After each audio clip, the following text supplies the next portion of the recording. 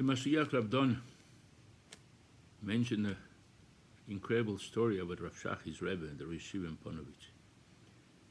Somebody came to see Rav Shach, and he saw that Rav Shach was eating breakfast. But he was eating bread by itself. He was immersed in a Rambam, looking at the Rambam, and his breakfast was a piece of bread, another piece of bread, and no butter, no cheese, nothing to smear on it, only bread per se. So he asked Rav Shach, wouldn't it be better that you eat bread smeared with butter, with some cheese? He said, why are you eating all bread by yourself? So Rav Shach said, bread by itself? I'm not eating it by itself. He says, I'm smearing Rambam on the bread. So Geschmack is very tasty, the Rambam, while you're learning Rambam and also eating a piece of bread. It is like you chewing Rambam along with the bread. What's wrong? Isn't it that tasty enough? A beautiful story from Rav Shach. The brother-in-law of Rav Don, the Mashkiach, his name is Sol Toib from Bnei Brak.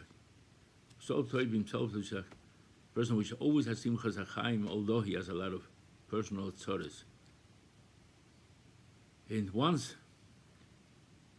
he was speaking also with Rav Shach, and Rav Shach told Rav Toib, he says, do you know what it means, Gehenim? He says, what is he heading for? He wants to show me what Gehenim is in this world.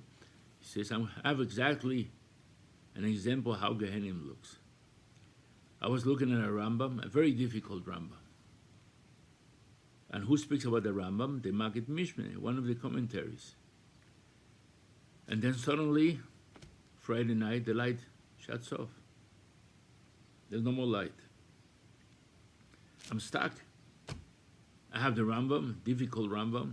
I very much want to see what the Maggid Mishneh, that commentary, is going to explore and explain and expand in the Rambam Beis HaMedrash.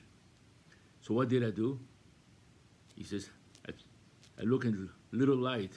In those days, whenever the lights in the house went off, there was still a little light they used to put on top of the door.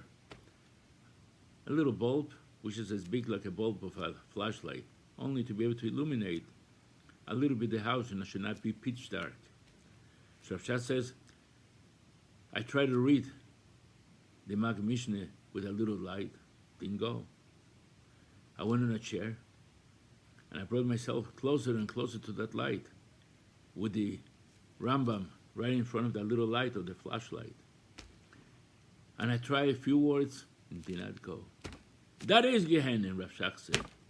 He says, what could be worse than that? The Sina Rambam, so difficult, and somebody which is willing to explain you the Rambam, and you have no tools, you have no way how to read it, there's no light. Isn't that the darkness of Gehenim? That's Rav Shach's story which he told Rav Toib. Rav Toib mentions that Rav Shach has his private tzoros, family tzoros. In the war, where he lost his parents, and the only Gehenim they could think about is the huge Gehenim of not understanding the Rambam, having it in the pit.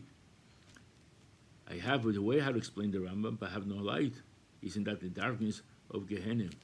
That's the story Rav Toib relates as first hand, the brother-in-law of the Mashgiach Rav Don Segal.